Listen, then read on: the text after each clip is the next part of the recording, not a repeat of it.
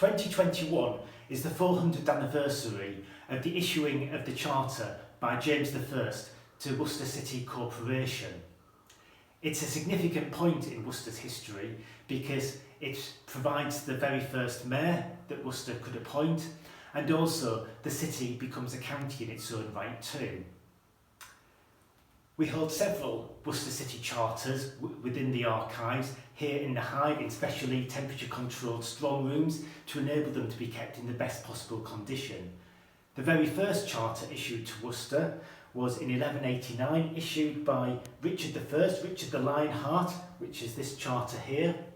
And if you walk down the Worcester High Street and you look at any of the seats, quite a few of them have special artwork that was put on there to mark the 800th anniversary a number of years ago.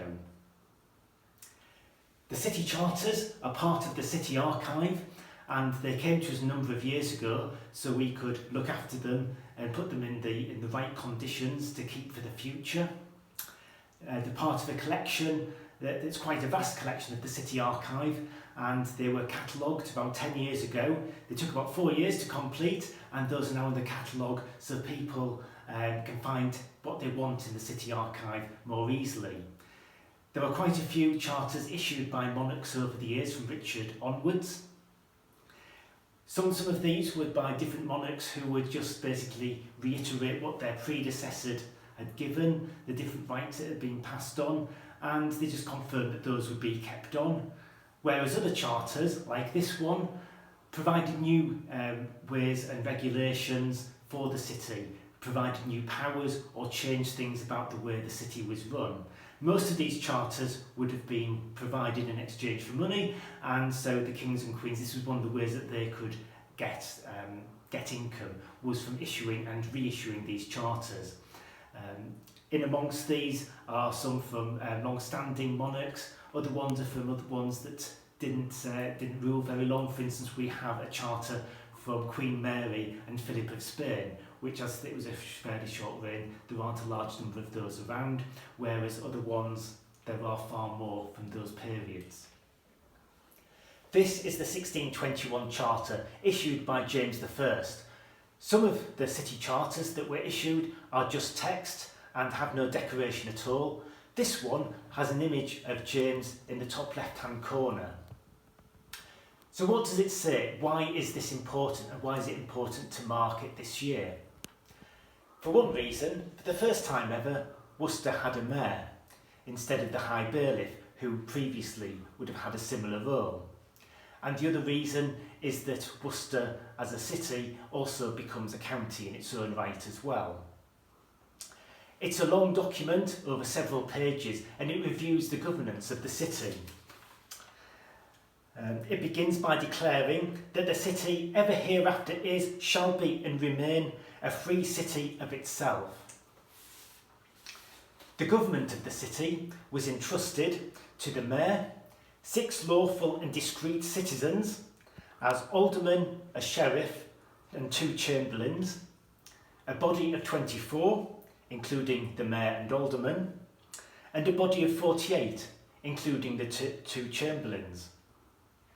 Provision was also made for electing various other people, such as auditors, coroners, sword bearers, common clerk. And within the charter, there are provisions for if anybody, after being elected to any of these roles, don't take it up, they can be fined, because not all of these roles may have been ones that people would particularly wish to do.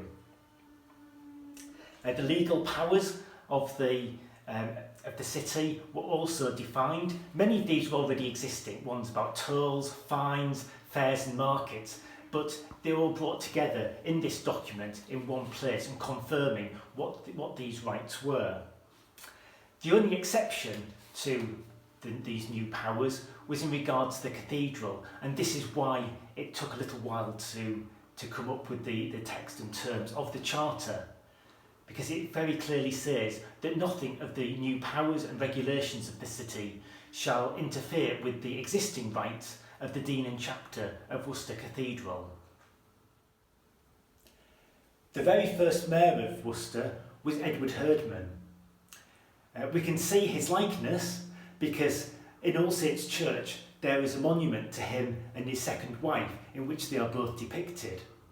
In his latter years he lived in a house very, very close to All Saints Church, and in his will, which we also have in the archives, it states that he leaves £5, the equivalent to about £600 today, for the church to purchase a silver communion cup, and that cup is still in use today in the church. The will also says that he left £5 to the church in order to distribute to the poor of the parish as well. This year, being the 400th anniversary of the Charter, there are several events are being planned and organised. So if you check out the Visit Worcester website pages, then throughout the year they will be listing the different events which will culminate in October when it is the full 400th anniversary.